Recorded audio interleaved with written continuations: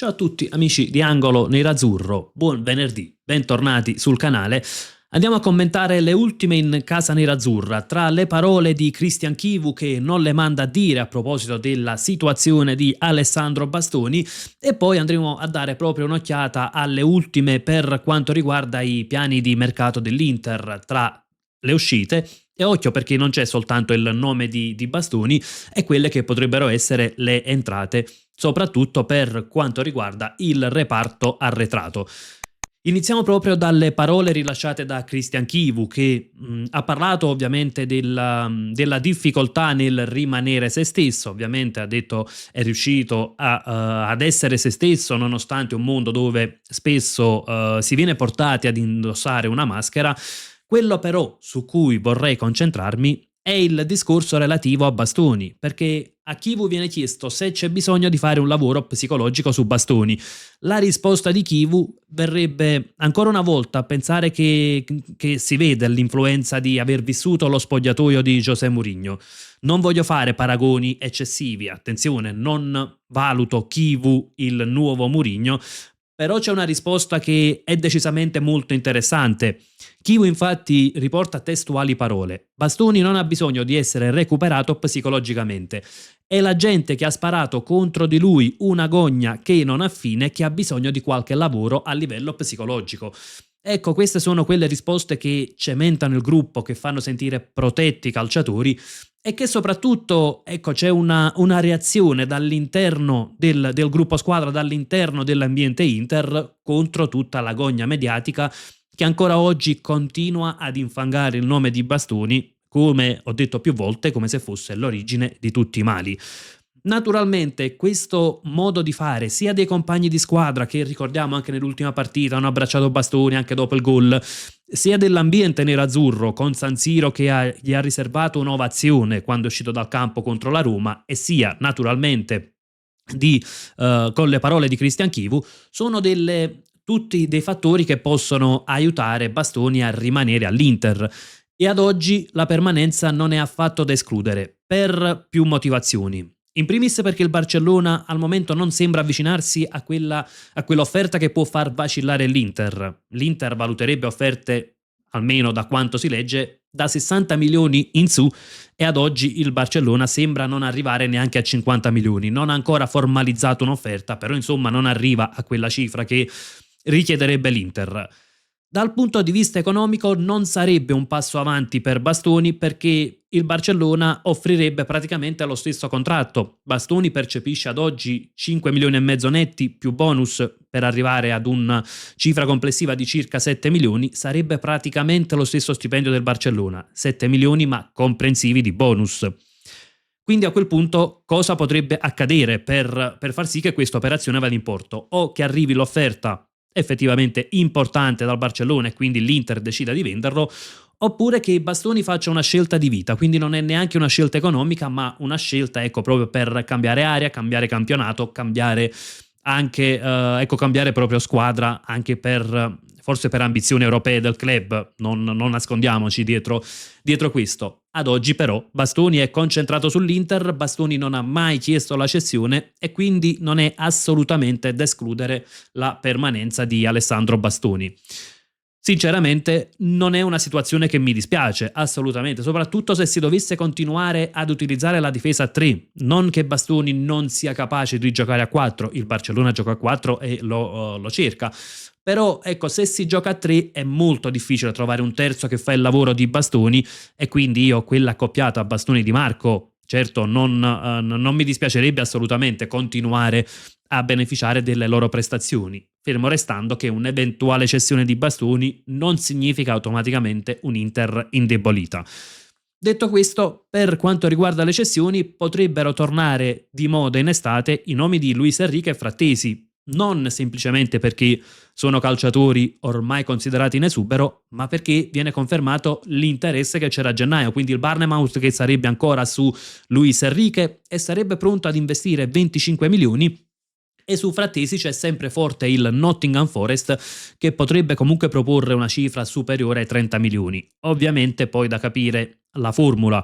In ogni caso significherebbe cedere 2 esuberi in questo momento, perché anche Frattesi possiamo tranquillamente considerarlo un esubero, visto che continua a faticare a trovare spazio, anzi il suo spazio rispetto agli anni passati si è ulteriormente ridotto, quindi significherebbe cedere 2 esuberi, ma con tanti ricavi importanti poi da reinvestire sul mercato. E torniamo a quel discorso che facevamo qualche giorno fa. Anche se OH3 mettesse solo 40 milioni per il mercato, dalle cessioni può arrivare un tesoretto importante per andare poi a rinforzare la squadra. E andiamo proprio al punto, ecco, le ultime notizie che riguardano principalmente il reparto arretrato. Circola il nome di Kim. È stato confermato anche da Fabrizio Romano che il calciatore è in uscita dal Bayern Monaco e che potrebbe interessare alle italiane. L'unico ostacolo è l'ingaggio. Non tanto la formula, perché potrebbe essere impostata una trattativa con il prestito con diritto di riscatto. Il problema però è l'ingaggio che percepisce Kim. Da quanto si legge in rete, 7 milioni più bonus per arrivare ad un totale di 9 milioni di euro all'anno. Decisamente una cifra molto alta per le italiane, però insomma uno spiraglio per Kim potrebbe esserci. Altri affari invece per il reparto arretrato decisamente più concreti sarebbero Mouaremovic e Solé.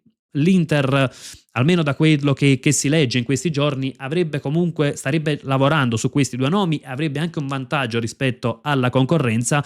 Tra l'altro l'Udinese avrebbe fissato il prezzo di Solé in accordo con gli agenti a 25 milioni di euro, quindi insomma cifre non da capogiro che permetterebbero comunque di prendere un calciatore valido sia nel sistema della difesa a 4 sia per quanto riguarda la difesa a 3. C'è poi un'altra situazione, ieri è circolato molto il nome di Filip Stankovic come secondo portiere. Ovviamente il tutto sarebbe subordinato poi alla decisione di Sommer, quindi con lo svizzero c'è ancora un discorso che potrebbe essere valido come secondo, quindi con un ingaggio però più basso rispetto a quello attuale. Dovessero partire sia Sommer che Martinez, l'Inter, secondo queste voci, avrebbe individuato in vicario il nome come primo portiere delle prossime stagioni e Filip Stankovic eventualmente come secondo. Con Filip Stankovic c'è una corsia preferenziale perché l'Inter lo ha ceduto al Venezia a 2 milioni, ma ha una percentuale del 50% sulla futura rivendita. Significa che praticamente se va ad acquistare Stankovic con un'offerta di 10 milioni all'Inter costa praticamente 4-5 milioni per intenderci. Il punto secondo me è un altro. Dal punto di vista dell'Inter, chiaramente ci sarebbe solo da guadagnarci. Avere una coppia di portieri come Vicario e Filip Stankovic significherebbe avere due portieri importanti, avere un Filip Stankovic che può crescere alle spalle di Vicario e potenzialmente potrebbe diventare poi tra qualche anno anche il titolare. Dal punto di vista di Stankovic però non so quanto questa ipotesi possa essere vantaggiosa, perché è un portiere di 24 anni, quindi si appresta ad entrare nella fase migliore della carriera secondo me per un portiere, ed è un portiere che potrebbe ambire a fare il titolare in altre piazze, quindi non so a Filip Stankovic quanto possa interessare venire a fare il secondo all'Inter, anche perché se l'Inter davvero dovesse prendere Vicario significa fare effettivamente il secondo con poche chance insomma di giocarsi il posto da portiere titolare, salvo degli svarioni, salvo una stagione deludentissima eventualmente di Vicario, però insomma se l'Inter spende 20 milioni o qualcosa in più per il primo portiere è chiaro che Filip Stankovic avrebbe soltanto il ruolo di riserva e questo potrebbe rallentare la crescita proprio del calciatore, quindi insomma non so quanto possa interessare al calciatore, però sicuramente dal punto di vista dell'Inter, che poi è quello che in primis interessa a noi, è chiaro che sarebbe un ottimo affare. C'è anche un'ultima voce alla quale sinceramente credo meno ed è quella che riguarda Ederson. L'Atletico Madrid avrebbe già programmato le visite mediche, l'Inter però starebbe valutando la possibilità di inserirsi.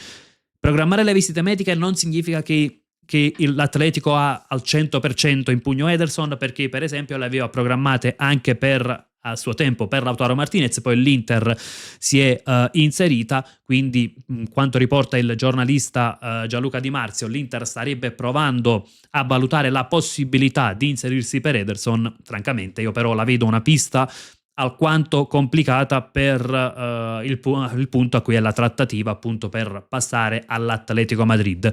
Credo che sia molto più probabile che l'Inter possa puntare su Koné, a maggior ragione se la Roma fa una valutazione di circa 40 milioni e se dovesse partire Frattesi praticamente per una cifra di almeno 30 milioni. Ecco, questo faciliterebbe molto la trattativa per Koné, mentre quella per Ederson penso che sia molto molto più complicata. Aspetto anche le vostre considerazioni nei commenti sia sulle parole di Christian Chivu a proposito della situazione di Alessandro Bastoni, sia su quelli che potrebbero essere i movimenti in difesa dell'Inter, quindi il nome di Bastoni che potrebbe rimanere, Kim, Muaremovic, Solé.